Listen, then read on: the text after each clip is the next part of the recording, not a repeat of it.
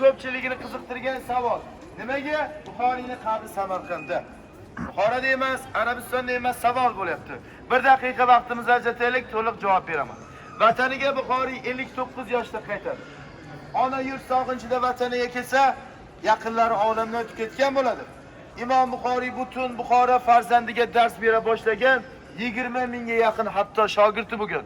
Butun Buxoro xalqi yig'ilib bergan darsiga qarangki, Xolid ibn Ahmad degan bir amir ko'ra olmasdan Imom Buxoriyning shuhratini cheklab qo'yib qo'yadi bu ulug' zotga.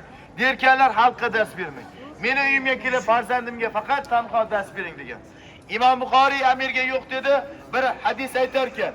Innamal amalu binniyati, har bir amalimiz niyatimizga bog'liq diye. Yoshlikdan biz niyat qilib ilm o'rganamiz. Mana bugun yoki kecha oilaviy maslahat qildik, reja qildik, niyat qildik. Buxoriyni ziyorat qilamiz, go'zal Samarqandda bo'lib turamiz deganmidik. Allohga shukr, go'zal ziyoratlar bo'lib turibmiz. Aynan Al-Jami' al-Fiqh kitobini hadis ham boshlanadiki, har bir amal niyatlarga bog'liq deydi. Buxoriy vatandan chiqib ketib, mana shu qishloqqa kelgan, qadimda Xartang deyilgan. Hozirda Samarqand Payariq, bu yerda G'olib ibn Jabril degan qarindoshlar yashagan. Bir muddat qurum topib Buxoriy erta tongda ro'zani 30 kunni tutib, hayit namoziga otlangan chog'larda bu yorug' olamni tark etadi, vafot etadi, salkam 61 yoshlarda. Milodiy 870-yilda shu joyda dafn etilgan.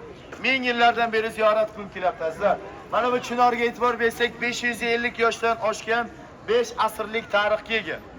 Ortimizdagi bino masjid O'zbekiston Samarqanddagi eng katta masjidlardan biri. Umumiy majmua maydoni 60 gektardan ziyodroq. 25 dan ziyod mehmonxonalar bor.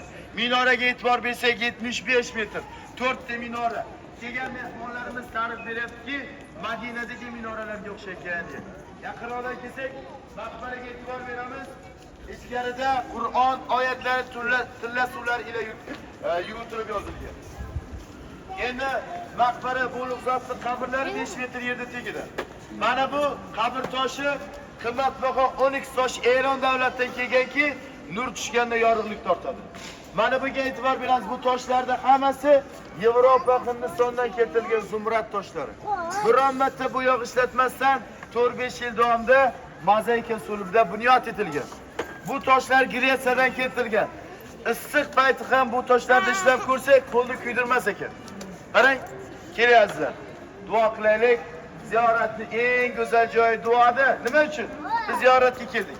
Mana ko'pchilik yig'ildi. Ko'pchilikda duosi mustajab. Onalarimiz bor, otalarimiz bor, duolar mustajablar bor. Duo qilamiz, videolarni ham to'xtatib qo'yamiz. Nima uchun? Ikki qo'lni ochaylik, qalbdan duo qilaylik. Qalbdan qilingan duo ijobat bo'lguchidir azizlar. Ilohi amin.